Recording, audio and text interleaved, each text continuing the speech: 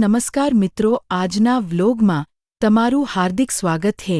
તો આજે અમે જણાવીશું કે શ્રી સધી માતાજી ગુજરાતમાં સૌપ્રથમ આવ્યા પછી એમને સૌપ્રથમ કયું નિવેદ થાળ ધરાવવામાં આવ્યો હતો અને ઘણા લોકોને એમ છે કે માતાજીને ચોખા અને ઘીનું નિવેદ ચડાવવામાં આવ્યું હતું, પણ એ વાત સત્ય નથી। તો ચાલો આપણે જાણીએ કે સાચી ઘટના શું છે।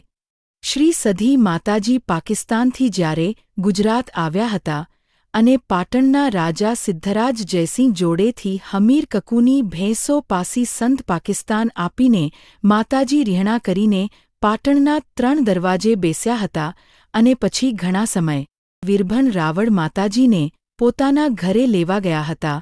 ત્યારે માતાજી શ્રી સધીમાં એ વીરભણ સાથે આવવા માટે તૈયાર થયા હતા, પણ વીરભણ રાવળને માતાજી એમ કીધું કે વીરભાણ, હું તારી સાથે આવું, પણ તું મને સધીને શું જમાડીશ?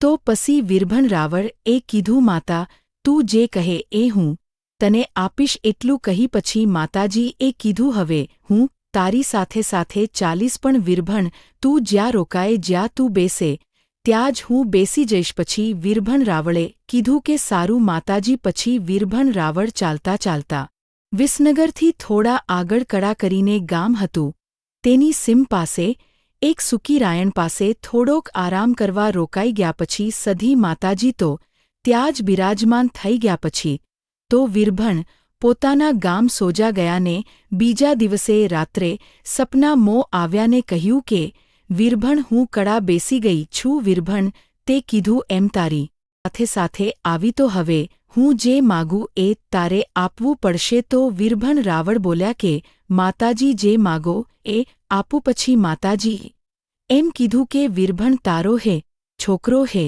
એની બલિ ચડાય। તો વીરભણ એ માતાજીની આગળ પોતાના છોકરો રાખીને બલિ આપવા ગયો તો પોતાની ઓખમાં આંસુ આવ્યા અને કીધું કે માતાજી, હું બલિ આપીશ તો આ વંશનો વેલો આગળ નહીં વધે।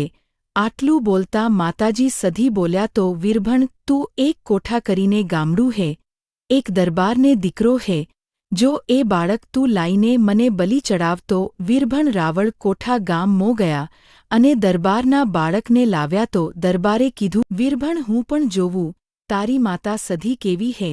પછી માતાજીના ચરણોમાં નાના બાળકની બલિ આપી। આ બધું જોઈને દરબારે વીરભણને ગોળી મારવાનું નક્કી કર્યું।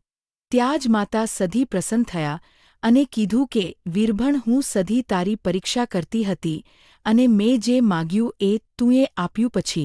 પછી માતાજી એ દરબારના દીકરાને સજીવન કર્યો અને દરેકને આશીર્વાદ આપ્યા। તો સધીમાને લોઢાનું નિવેદ તો પાકિસ્તાનમાં અપાતું હતું, પણ ગુજરાતમાં જ્યારે આવ્યા ત્યારે પહેલા બલિ લીધેલી હતી અને પરચા પૂર્યા હતા।